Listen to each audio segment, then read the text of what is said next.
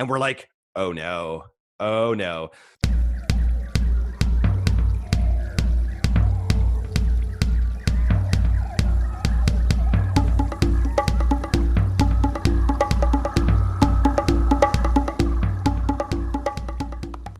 Hiya, hiya. Welcome back to the Wild Business Growth Podcast. This is your place to hear from a new entrepreneur or innovator every single Wednesday morning who's turning wild ideas into wild growth. I'm your host, Max Branstetter, founder and podcast producer at MaxPodcasting, and you can reach me at max@maxpodcasting.com to save time with your high-quality podcast. This is episode 128, and today's guest is Jordan West. That rhymed. Jordan is the co-founder of Mindful Marketing, a fantastic agency, as well as Little and Lively clothing company, along with his wife, Carmen. They have some incredible stories from the e-commerce world, including sales of over $250,000 within a 24-hour period. And you'll also learn tips on Facebook ads, Instagram ads, Facebook VIP groups, building your email list, your SMS list, and more. He also hosts the terrific podcast, Secrets to Scaling Your E-Commerce Brand, and even helps out as a part-time paramedic. It's Jordan. Oh, I thought you said Weast. Enjoy the show. Alrighty, we are here with Jordan West, who comes from the north and is here to make sure your business doesn't go south. Jordan, how you doing today? You mentioned the dad jokes and they're starting already. So I'm doing great. Just hearing that. So thank you so much for having me. This is really an honor. Yeah, of course. Well, I was trying to find a way to work east in there, maybe southwest as well, but I figured just a few directions will be all right. Hope you have your compass on hand today. Corny jokes aside, you have an incredible background and you have an amazing business, and you and your wife partner on another amazing business, and there's a lot of really cool e-commerce and VIP group and other tips you have today. But something else that you do that I want to dive into first is you spent some time as a paramedic. Yes. 12 years. I'm actually still technically a casual paramedic. Okay, as opposed to a formal paramedic. Yeah. Well, I can just kind of pick up. I think I have to do 3 shifts every 3 months to be able to maintain my status. And it's just one of those things I really still enjoy doing. The only reason I don't enjoy it is that I have to shave my beard every time that I go. So that's the sad part. But yeah, still I enjoy the paramedic side of things a ton. Not quite as much as I enjoy business. I feel like I've learned actually a lot from being a paramedic for 12 or 13 years now of how to navigate really, really difficult conversations and difficult situations. Yeah, that has to be incredible experience, and thank you for what you do. I mean, it's super important and can literally save lives. Where did this interest in becoming a paramedic, a casual paramedic, come from in the first place? Well, I was actually a full-time paramedic for lots of my business career, sort of as a way to sustain my business losses. So I think I was about 20 and I thought, oh, I really love to help people. Like it's just one of the things that I love to do. I saw paramedics and I thought, oh man, that is exactly what I want to do. I had no clue, what a terrible actual career it would be financially. And I just thought, oh man, this is super interesting. And it was. It's one of the most like life-shaping sort of experiences. Getting to be in people's worst possible days. Every single call you go to, whether you think it's important or not, is their worst day, right? When you're calling 911. And it's amazing to come into a situation like that. And really the job of a paramedic is not as much medical as you'd think, right? It's a lot of just bringing peace into a situation and calming them and letting them know that maybe everything won't be okay, right? Maybe their loved one will actually die, but that you're there in control and there to really help them and soothe them. Yeah, and it just puts, everything else you do, but everything else I do, everything else that, people in kind of the more traditional business or marketing world do into perspective, because literally, lives are on the line here. I'm sure there's a learning curve, but you really need to be that soothing and reinforcing force or guide there. How did you learn to kind of be stable and not freak out in those environments and be a calming force there? Yeah, good question. It was just, I think, putting in the hours, right? Like Malcolm Gladwell talks about the 10,000 hour rule. And I think that's really it. I was freaked out at first, when I'd go to a call where somebody was laying there, we had to do CPR, and I was not good at it at first. But really putting in the hours really helped me. And it translates really interestingly into business where I just never get my heart rate up. One of the things that I learned, I remember when I was training actually, is we went to somebody and they were, they didn't have a pulse. And I remember as I was training, I ran to the call. And my preceptor, like the person that was training me, was like, well, what are you doing running? They're dead. We need to run and go help them. He's like, no. Paramedics don't run. You never get your heart rate up. This is not your emergency. We walk so that we can do the job well.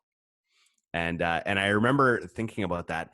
And so same in business, right? Like I just don't freak out about anything because it doesn't really matter comparatively to life and death. Since you mentioned the business world, I suppose we'll talk about business some as well. You talked about how now nothing kind of rattles you in the business world. Now that you are more focused on business full time, you've really carved out a name for yourself and through experiences, especially with e-commerce and launches in the e-commerce space. How did you learn and what were some of your first experiences selling stuff online and helping to roll out launches like this? Yeah, I mean, great question. I definitely didn't start out, the way that things are now. My first foray into business was owning a restaurant, a Taco Del Mar restaurant, which we lost about $150,000 over 5 years. Not to mention all of that time that I put in. Right, it does not include all my time. And that was at the beginning of Facebook marketing, right? So it was really the beginning of being able to use this new social platform to actually get people in the store. So, we did lose $150,000, but we tripled the sales from when we first took over the store. So that was the one thing I was incredibly good at, was just getting people into the store and purchasing product. So when that was starting to disintegrate and I was about to sell the store, we had our first child, and my wife was searching for leggings at the time that would go over top of cloth diapers. She couldn't find them anywhere, and she was a fashion designer, and she thought, oh, I can easily make a pair of leggings. Like, it's not really a big deal. So she did, and people loved them. They thought, oh man, these are just incredible. And they were just little like cotton leggings, like not really a big deal. We went to markets, and then I asked her, can I try this like Facebook marketing on this? And we did, and it was incredible. I look back on some of those times and we had return on ad spends of like 90. So like put $1 in to advertising and get 90 out, which is just phenomenal, right? Like you'll never see numbers like that again. I'm hiring you right now, by the way. Yeah, totally. We still, that's kind of, for a long time at our agency, was sort of our calling card, was this high return on ad spend. And it's difficult because times have changed a lot, right? The platform has gotten so competitive. There's different ways that you need to go around that. We're still able to get those kind of results, but nothing like we used to. It's a totally different game. And I think that's how it's become fun, right? Is it used to be pretty easy to get good results. And now you have to be so strategic. And I believe that this is really the route going forward, is that you can still get great results, right? And people can grow huge businesses using Facebook and Google and all the social platforms and organic. But things are changing, and you need to be really, really strategic with how you go about doing that. Change is only constant, but how impactful would you say your ad spend and ad buying approach has been to the success of Little and Lively? Well, I'd say that especially for the beginning success, right? Of building this company from nothing to we're sort of like mid 7 figures now. It's been instrumental in getting us to that level, but it hasn't been the only way that we've done it. We joke around at our agency that we're like the paid ads agency that tries to get you off of paid ads, because we know that you need to own your customers, right? They need to be on a list of yours, like an SMS list or an email list, or you need to have their address to maybe send them a card. Or any of those lists that you actually own, right? Those are your lists that nobody can take away. For a long time, people thought Facebook Messenger was an owned list. It's not. Facebook owned it, and they shut Wait, it down. hold on. You're telling me Facebook owns Facebook Messenger? Get out of here. Well, it's people really did for about 2 years. Messenger was just huge, right? And people are like, no, this is an owned list. Like I can message these people anytime. I've gained them in ManyChat or whatever service they were using, Recart. I can message them anytime I want. It's just not true anymore, right? Facebook then imposed restrictions on messaging them. You still can now, but you have to pay. It ends up, depending on the time of year, about 1.4 cents to message them. But yeah, building those own lists, I think, is really the important thing to think about in e-com. But yeah, for sure, Facebook ads were instrumental. We would not be where we are. We wouldn't be the kind of company that we are without Facebook and Google ads, for sure. And when you think back to when you were starting out there, are there any approaches that you rolled out back then? And even though the ad world has changed so much today, it's still kind of like rules of thumbs of like, okay, if you are trying to sell stuff online through Facebook ads, you definitely want to be doing this. Totally. One really, really simple thing here. If it works well organically, it's going to work well paid. So I'll just go through when I used to manage ad accounts at our agency, I would just go through people's organic Instagram accounts and just look and see, okay, what are people reacting to? Make sure it's not a sale. So we call this the unicorn method, right? We look and see, okay, they're normally getting 100 likes per post. Oh, this one has 700. Okay, there's something about this post that people are really resonating with. I'll bet you it'll work well as an ad, right? It's like that is the first place for people to start before you think about hiring an agency or anything like that. Look through your organic posts. Don't boost them, right? Don't just hit boost posts, go into Ads Manager. Either use the image or just use the actual post, right? If it's too difficult for you to actually create a new ad with some new copy. But most of the times, especially on Instagram, people are reacting to the image, right? Nothing to do with your copy, especially on Instagram. It's all image-based, right? So use that image and then test different versions of copy or test that particular image with text overlay, especially since Facebook got rid of the 20% text rule. Just slam that image with some text, right? To tell them, to give a higher reason for them to click through to your site. It's all about the user experience, right? It's not about your experience as an advertiser. It's about the user experience. And so whatever you can do to put that into your advertising is going to help you and your brand. Absolutely. And think of it from the user end. Like as users or consumers, we're getting faced with ads seemingly everywhere we go now. It's got to be something that's enjoyable and something that's not too in your face disruptive. There's got to be something appealing about the ad and what is actually in it for you to be intrigued to actually click or tap on it. And that's on the ad side. You mentioned SMS list, email list. Let's start with on the SMS side. How valuable can advertising or marketing through text messages be? Well, I mean, interestingly, I'll just share. I love to be really open with the numbers at Little and Live because I think it's super interesting for people to actually have the curtain pulled back. So our SMS list is only about 7,000 people. That's a pretty small list comparatively to, I think our email list is probably 60 or 70,000. 7,000 people on this SMS list. And I actually just looked right before this, and it has produced $140,000 of extra revenue this month. $140,000 off of a 7,000 person list. That I don't know of a better avenue to reach people than SMS. There are some definite caveats though. Not everyone wants to be on that list, right? So you have to give them a reason to. So we call that a VIP SMS list, where we're going to actually give them early access to things, and we can walk through that as well. But that's how we treat that list. So, say we're going to email our list twice a week or 3 times a week. We are only going to text them about twice a month. It's crazy to think how different it is. I mean, and you're in a completely different mindset when you are receiving a text. Also, it's much more likely to be, in your text inbox. I don't even know if that's the right term, but text inbox next to, family or friends you're talking to. So I think it's even more important to be really smart about how you go about the copy and your approach in the ad there. So it makes sense about the less frequent approach there. What tips do you have for building your SMS list? Because you hear so much about building your email list, but what's that look like on the SMS side? One thing that you have to be aware of is that you have to really it's different than an email address where sometimes I feel like you can soft opt-in people to an email address. You cannot do that on SMS. It has to be really explicit that they're opting into this list. For us, we don't want people who don't want to be on the list because it costs us a lot of money to send these messages. If you're going to send an SMS, it's a cent each time to send that message. So to 7,000 people, it's about $70.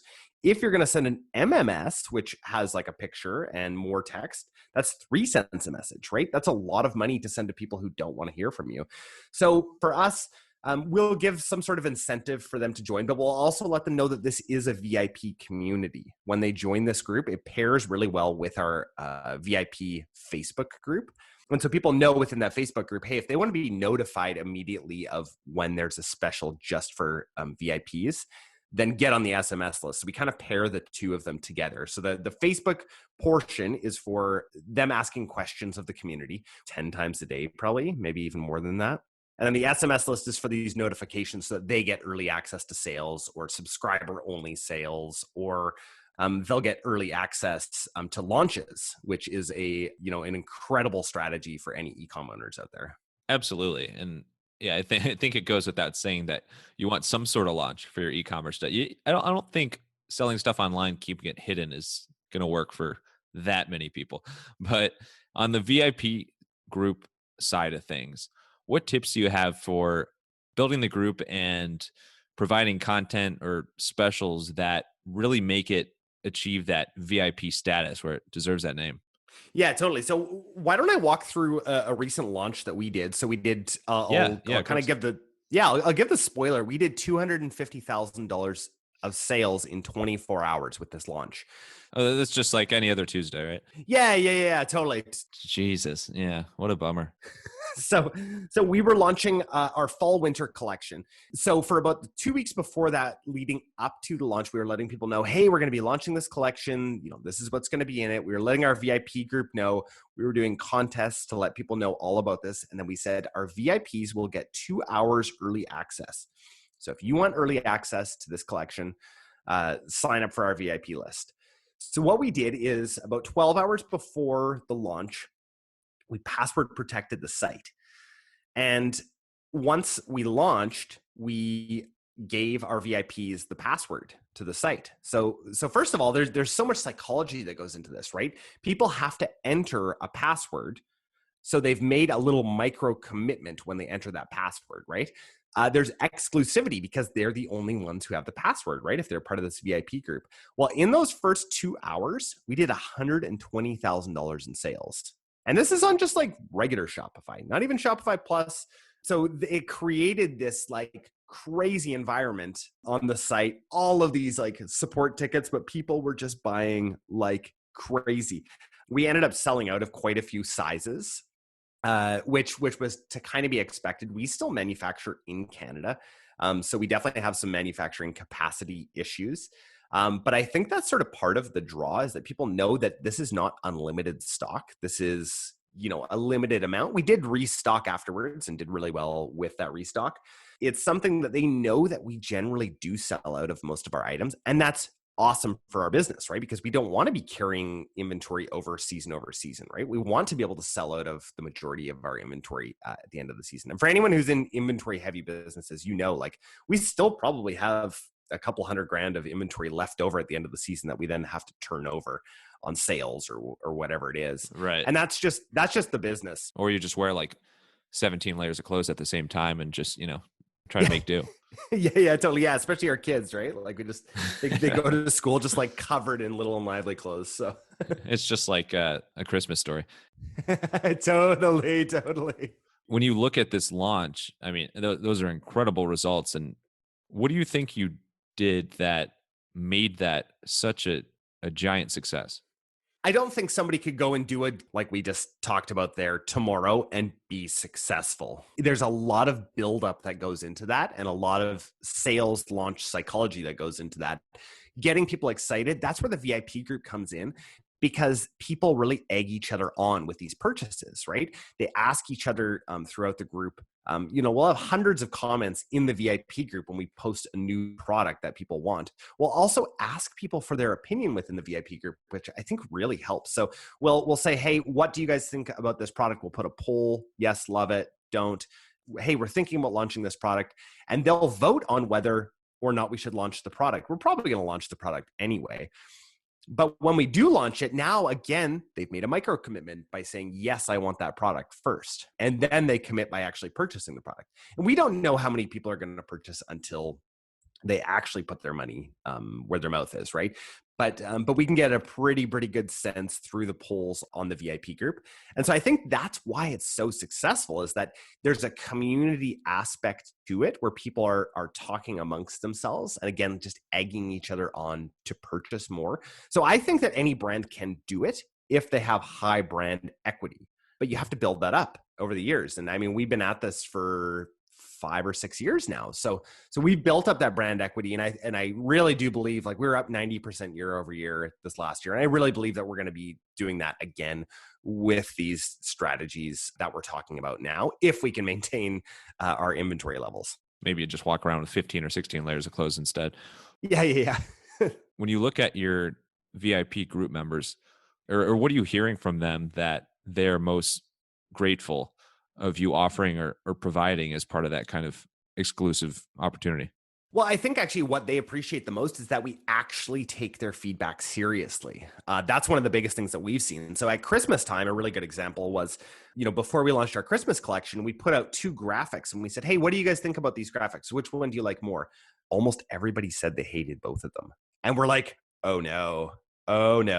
So luckily we were able to pivot really fast and not have those graphics. The next day, we designed new graphics, put those graphics up, and they said, wow, we love these both. But more so than that, we had like 50 comments saying, wow, you guys listened. Thank you so much. You actually listened. And there's something to that, right? There's something to actually taking their feedback, not just so that you can sell more, but your customers know that you actually care. It's not just like we care so we can make money. We actually care so that they can get a product that they actually want. Yeah. It's amazing what happens when you listen, but it just resonates with people when you are clearly caring about them and listening and providing a product in return that makes them happy. Like, it's no wonder that you've seen that success and continue to grow from that standpoint. The same thing applies in the podcasting world. If it is crystal clear that you care about your listeners, you care about your guests, you really value their feedback, and you actually take that feedback and pour it back into the podcast, it can make a world of difference for you and your podcast. Now, for that to happen, you need a podcast and you need to devote the time, the hours every week to start and run a podcast. If you are interested in a podcast but don't want to commit all those hours every single week, email me at max@maxpodcasting.com. Let's bring that baby to life. Now to a fan favorite segment and a terrific harmonica solo. So let's switch gears a little bit. Let's get to a fan favorite segment called the Wild Business Shout Out of the Week. The Wild Business Shout Out of the Week! I know it's like the best thing you've ever heard to the ears. Wild Business Shout of the Week. This is where we talk about creative marketing campaign or approach that caught your attention. And you hear a lot about evergreen content. There's something with Justin Evergreen's content, I guess, or ads that caught your attention. You mind sharing the approach that he's using and why do you think it's working so well? Yeah, I love what he's been doing lately. I love getting other agencies and other e-com people's ads in my feed. I think that it's great. Justin Evergreen is doing some super cool stuff by posting, and I think he's taking advantage of Facebook's new text rules by just posting squares with like a certain color, like pink or something, and he'll write, "This is a holiday ad. This is a pre-Black Friday ad." And so what he's trying to do is show people by being a little bit cheeky that he knows what he's doing when it comes to running different types of ads within the newsfeed and really getting that interest up. I'll bet you he has a huge click-through rate on these ads. I think though Facebook is going to see his ads and be like, okay, we're going to roll out the 20% tax rule again. This has gone too far. Yeah. Hopefully he doesn't ruin it for all of us. At least he had some fun. But I love kind of deadpan and almost parody ads like that. It's a tricky thing because you don't want to overdo it or overplay it, but I think when it's done right, it really resonates with people because we're not stupid. Like people, we see ads and we know they're ads. Like we know obviously there's a reason that ad is there, and the company or person is trying to sell or pitch something. So like if that isn't like fully veiled, I think it can work really well. And if the person or brand behind it is upfront and transparent about what they're doing, it can go really well and resonate with people. In your mind, do you think that you can keep a strategy like that? That's kind of like a parody strategy. Do you think something like that works in the long term? Or you think it's something that's kind of more, you can roll it out every now and then, but you should switch it up over time? Yeah, to me, that's a short-term strategy. I mean, it's just similar with telling jokes, right? You don't want to tell the same joke to the same audience multiple times. Yeah, sorry People about that. will, yeah, yeah. People will get used to it, and then it's not quite as funny until it's funny again when you overdo it that much. But for Facebook ads, I wouldn't do that. I wouldn't let that frequency go too high. Otherwise, that's just not gonna. I don't think people will resonate. The reason why I think it works so well is because it's just something different. Yes, it's definitely different and it stands out there. And anything you can do to stand out can work so well there. And speaking of standing out, let's get to the unusual. So, not just unusual ads, but unusual stuff about your personality as well. You're probably like, what the hell is this going to be? Pet peeves, quirks, weird talents. What is something that is a bit quirky about your personality that maybe your wife or friends, family, coworker, somebody calls you out for? I laugh at all my jokes. I just really genuinely think I'm right that with you, I'm buddy. funny. I think like when I think of a joke, I just start laughing, and my wife doesn't think that they're ever funny. That's Mm. the one thing that just really hurts. Is I think that they're funny, and I've got a good sense of humor, so I know it's funny stuff. I'm laughing because you're like sounded so sad and you're like, and that's where it really hurts. And then you laughed after you said that. I'm like, this is taking it to a new level. But yeah, I totally get that. That hits way too close to home. How about pet peeves? What is your biggest pet peeve besides your wife not laughing at your jokes? Complaining. I am complaining. I actually say I complain about one thing when people complain. It's like it's just nails on a chalkboard for me. Yeah. Yeah. This is your answers are my answers. So that get out of my head, please. How about weird talents? Is there something that really has no impact on your business, but you're really good at, like more of a party trick? Oh, party trick. I don't know. I was actually a musician for years. Really? I tour. Yeah, I toured. I just did the singer songwriter thing. It's funny because lots of my, I was never really famous, but like a lot of my friends now are quite famous. And I've done the touring thing for years, and I look and I'm like, I'm kind of jealous, but also like, one of my friends, I think he has like 3 million monthly Spotify listeners. Oh my God. Yeah, and still lives in a little tiny rental, and I'm like, oh, it seems like a great life, but like, I also enjoy having money, so I don't know. It's really hard. Yeah. Yeah. It's so crazy to think about because you see someone who's got tons of streams or downloads or publicity and you just automatically assume like they're super well off, but that's not always the case. And it's kind of an interesting dynamic, like reverse dynamic there, and a catch 22 there. Let's wrap up with some rapid fire Q&A. You ready for it? I am ready. All right. SpongeBob on the mic. You used to own a Taco Del Mar and obviously had a mixed bag of experiences there, but what was the biggest thing that you learned about running a restaurant based on your experience? Biggest thing I learned was how to fire people fast. If I'd have somebody that would be in for a day and I could tell already with their attitude, I would fire them really fast, and that's really helped in all of our businesses. Is not dragging things on too long. Yeah. Yeah. It's bad. Rip the band-aid off, as they say, right? How about creativity? What's something you're doing or a favorite place of yours or something that you just feel more creative. You come up with ideas and stay fresh in that spot.